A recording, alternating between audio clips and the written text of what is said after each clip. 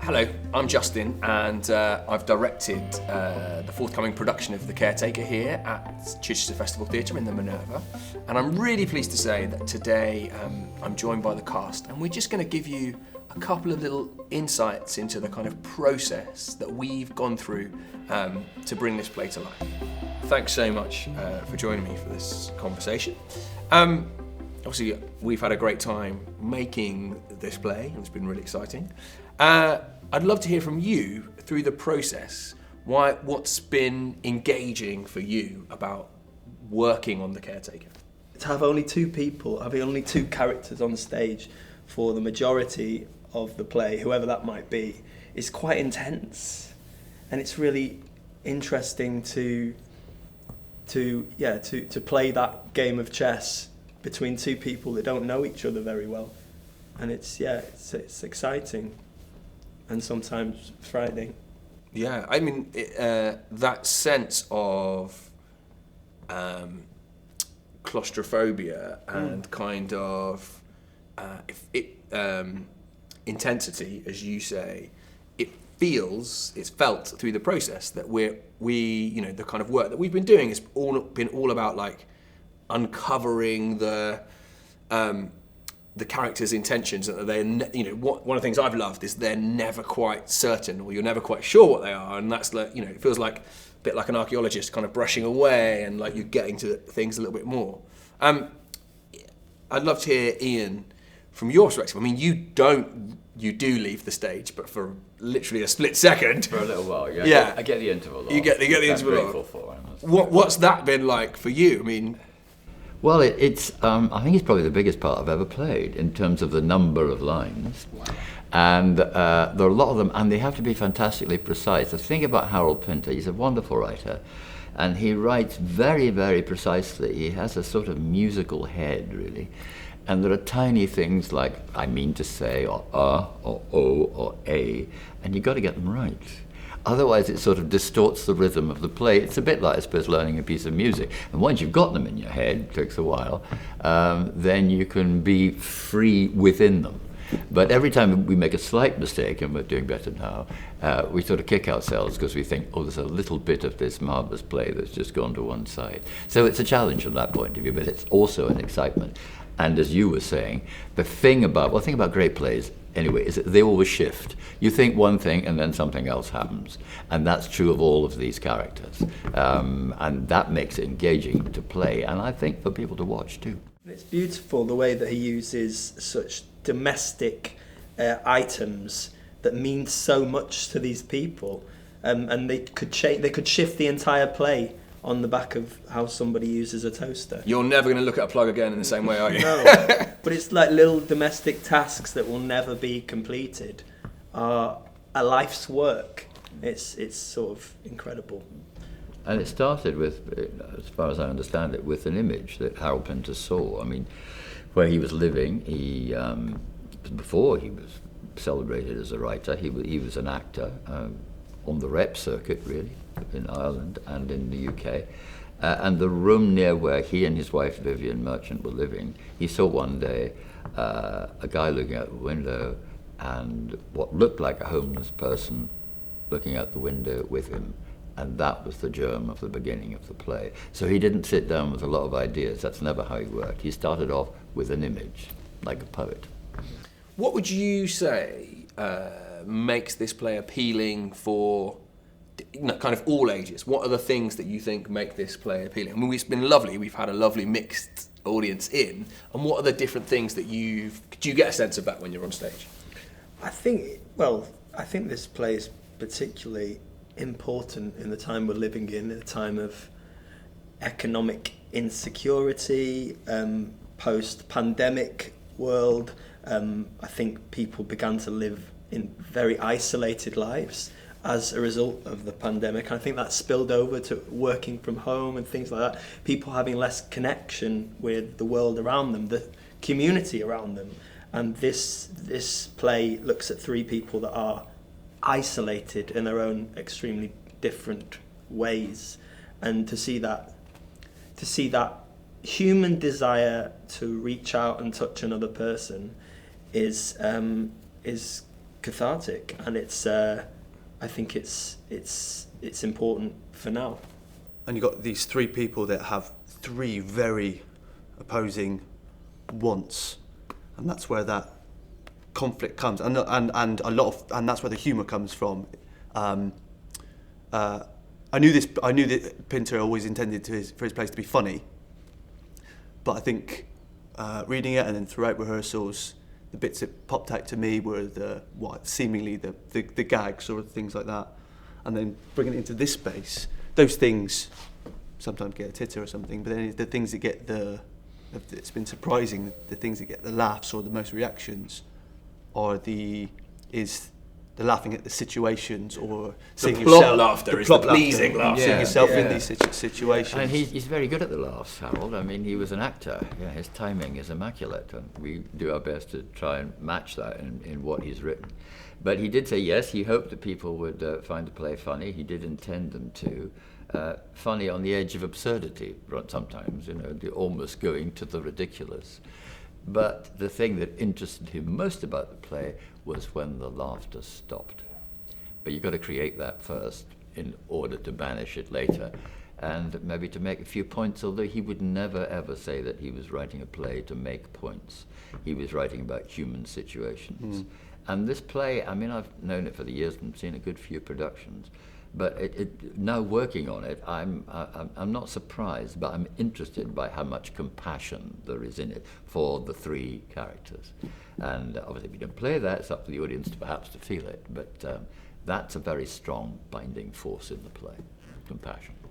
It's show, don't tell, right? Like, it's a brilliant play of show, don't tell. Absolutely. Three very different characters as well. Yes, it couldn't be more different, really. Yeah, you can tell he was an actor because he's written three really good parts. yeah, and no character could speak another character's lines. It wouldn't seem. Yeah. It's so specifically they've all got their own lines. laid out. You're right. It's also great to do it here. I mean, originally, of course, it was written for a proscenium theatre, small one, in London, where the curtain goes up and the curtain goes down. I like all that, We don't have much of it these days, but I'm always very happy to see it. But the great thing about doing it here in the Minerva is that you, the audience, you're in this room. I mean, it's a bit dusty, so sorry, but you'll be fine. And so the involvement is even more intense. You're in the room with the characters, and I suppose it makes it easier to get into their heads.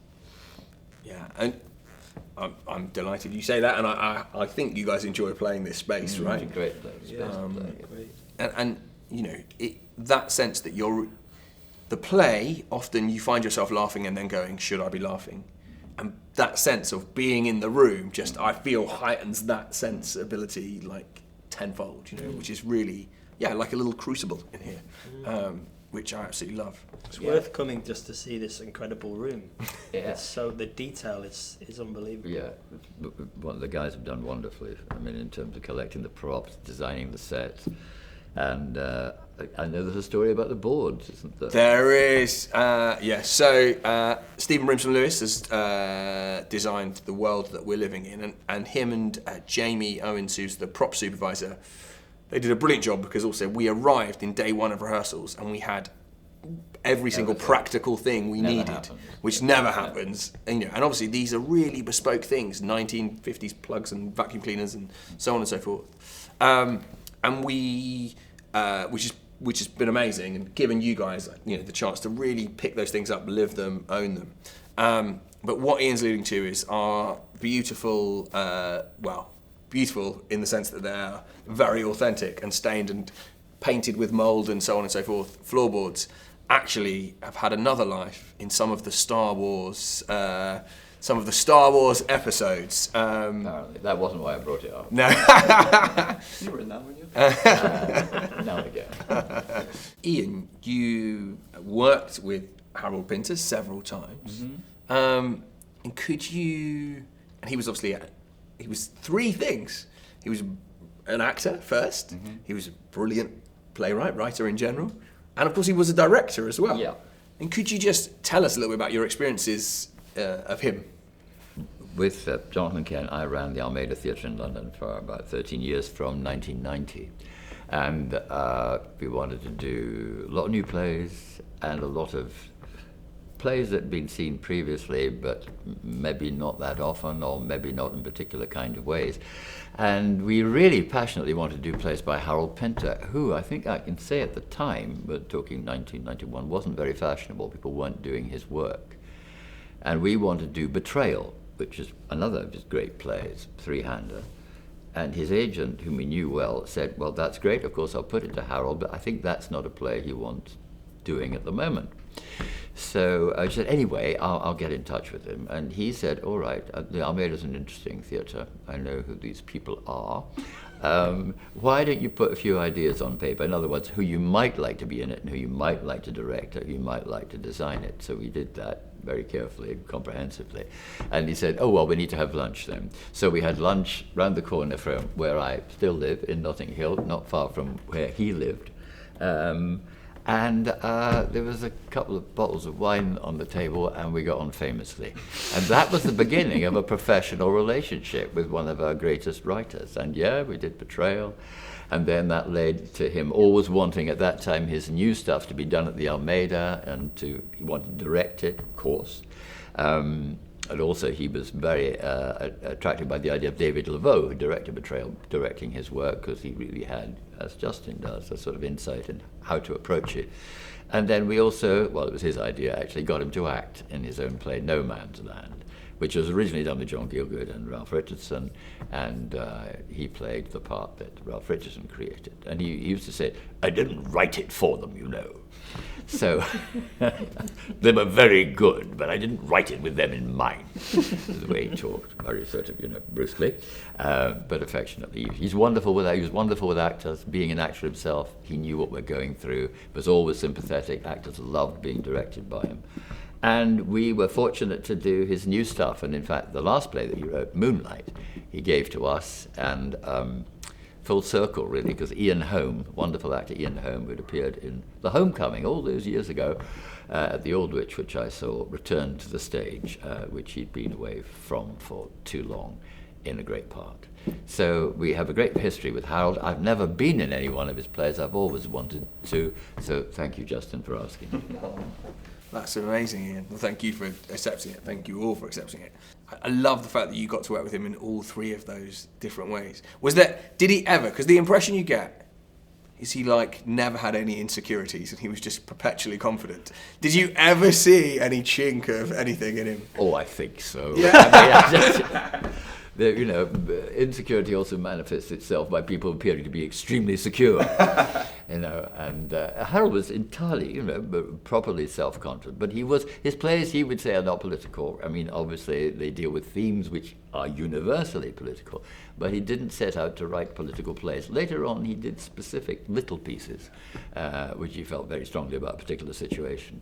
And he wrote lots of other stuff. He wrote poetry, of course, and pieces, and he made speeches at important conferences and so on. And he'd never called himself an activist, but he was very politically engaged. But he didn't want to write political plays. He wanted to write plays, about people, the way they lived, the way they thought, the way they talked, above all, and the way they felt. And of course, the language of his plays now has that word, Pinteresque, applied to it. And the funny thing is, happened last night, when you come off stage after doing one of his plays, everyone seems to be talking as if they're in a Harold Pinter play, complete with hesitations and pauses. So he got to the heart of it. Thank you so much, Adam, Ian, and Jack. I hope you, the audience, have enjoyed those insights into our process and into Harold Pinter and his work in general. And we really hope that you come down to the Minerva and see for yourself this incredible world that Harold Pinter created and that we've brought to life.